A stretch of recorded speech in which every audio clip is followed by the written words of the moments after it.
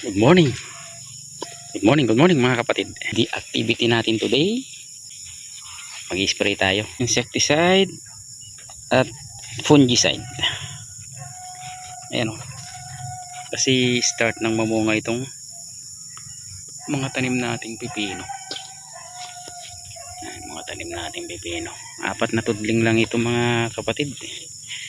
Ito kasi nakapropose to para sa ampalaya, yung mahaba.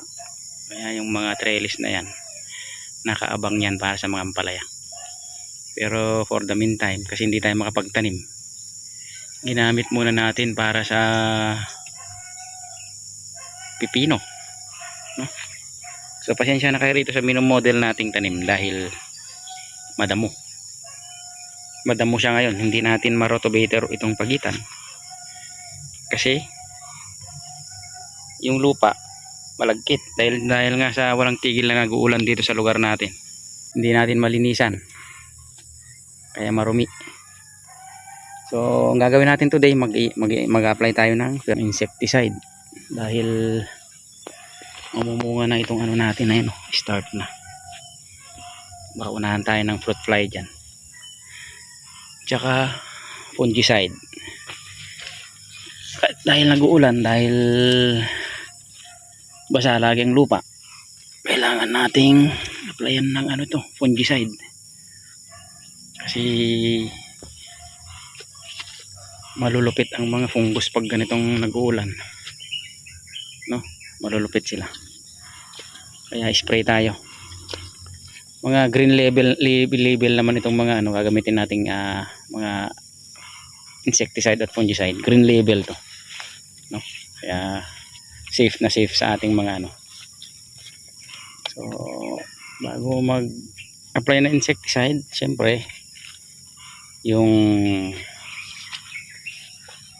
unang gagawin, kailangan meron tayong mga safety gear, no? May face mask, at maaari mag gloves tayo, tsaka mga long sleeve para safe tayo. Okay, so tara, sabahan nyo po ako mag spray dito sa maliit na taniman natin ng pipino.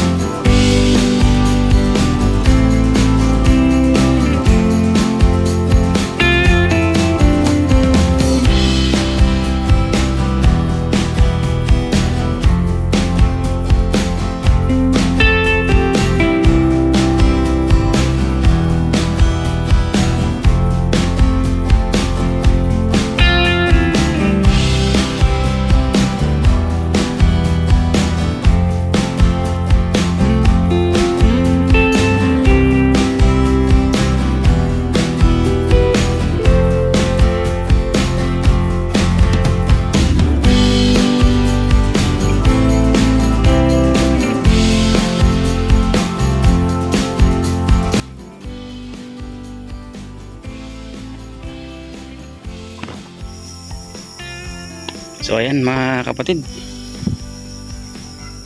tapos na tayo nag-spray. So ito, hindi ko nire-recommend tong product na to mga kapatid kasi ito lang kasi yung pwede kong i-share sa inyo na nakikita ko naman na kasi nasubukan ko na maganda. Yung gamit ko kasing insecticide, yung Lanate lang. Oo, kasi lang naman to, mga pipino lang naman to.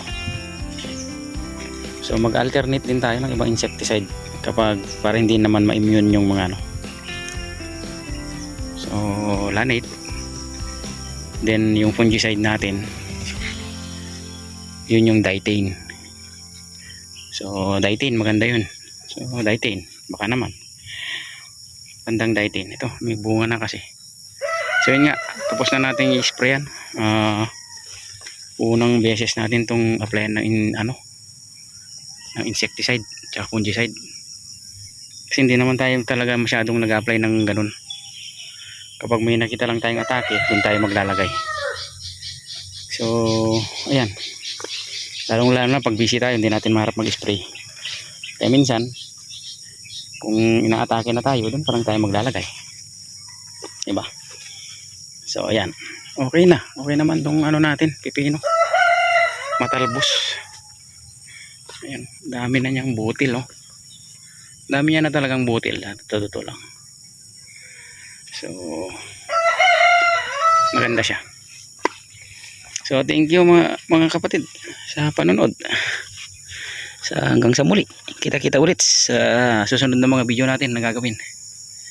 So sorry dito sa binlag nating garden dahil marami pagpasensyahan nyo na po ang inyong lingkod, si Jamomix TV. Thank you, bye bye.